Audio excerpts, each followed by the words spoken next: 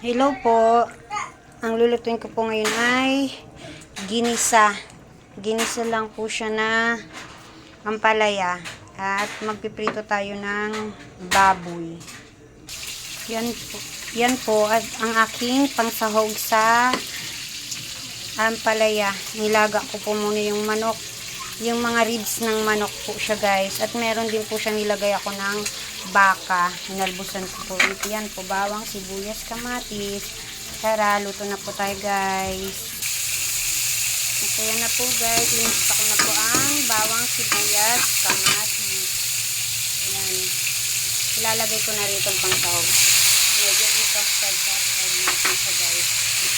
Para masarap. Lalagyan na rin natin siya ng pang timpla. Yan na siya guys. Medyo lumambot na ang karne niya. Pwede na natin ilagay yung ampalaya.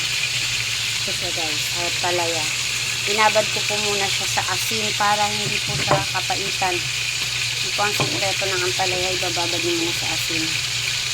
Naging lang po siya guys. Yan na po siya. Hinalo ko na po siya guys. Maya pagka kumulo, tatanggalin na po natin siya. Parang half cook lang po yung gulay. Yan, ginisa ko lang po siya guys. Salamat. Thank you for watching guys.